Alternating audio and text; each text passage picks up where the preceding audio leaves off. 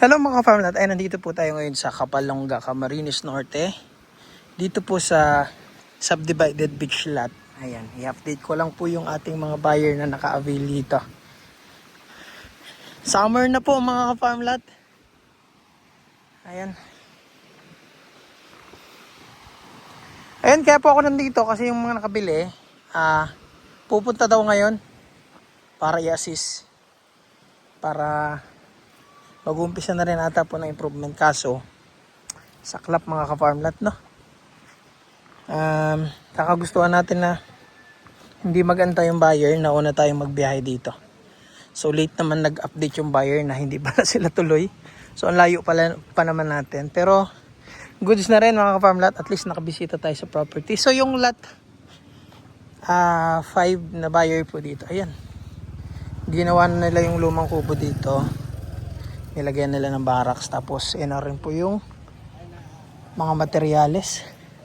So maglalagay na po sila dito ng building. Ayan, pinapaganda na nila dito sa nabili nilang property. Ayan na mga ka-farmland, oh. So ang bilis naman po ng buyer natin. Yung nabili niya talagang lalagyan na agad ng improvement. So magiging ibang-iba na itong property. Ayun, binakura na nila. Ayun na rin nilang padaanan yung sakop nilang lote. Kaya naglagay sila ng detour. Ayan, o. Kasi mga ka-farmland, yung kalsada po dito, ay dito na po dadaan naman kasi sa likod. Kaya ito, yung dating kalsadang to, ay yan na po yung magiging daan papaganon. So hindi na nahintay ng buyer natin. Talagang naglagay na agad sila ng improvement. So ayan, yung 1,000 square meter na na-acquire po nila, ayan, nilalagyan na po nila ng bakod. At plano po nilang gawa ng infinity pool po ito. Ayan.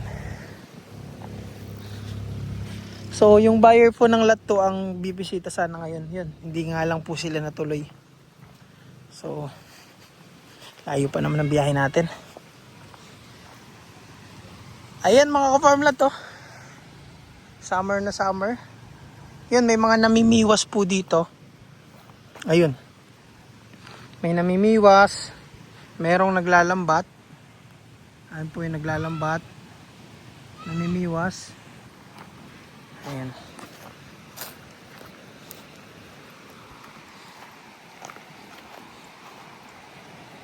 Ayan. So,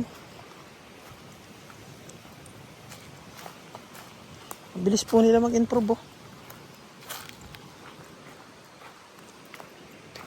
So, abangan nyo po ang mangyayari dito. I-vlog natin to pagtapos na.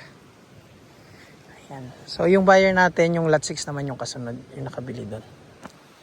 Ayan. Ayos. Hindi talaga kagaya ng dagat na nahikas na.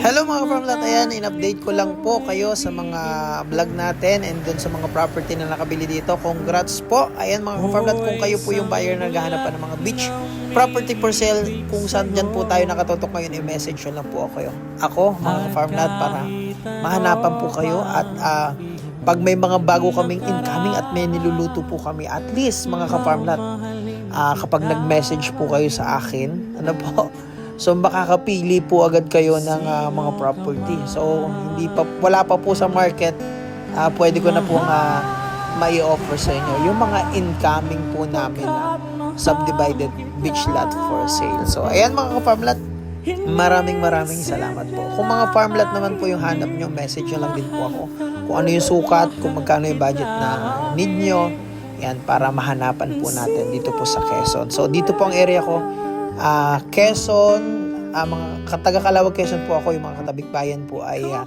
Tagkawayan, Ginyangan Quezon, San Andres, San Francisco po, Lopez Quezon, Gumaca, and Camarines Norte po, na area rin po tayo dyan sa Santa Elena, Kapalonga, sa Labo.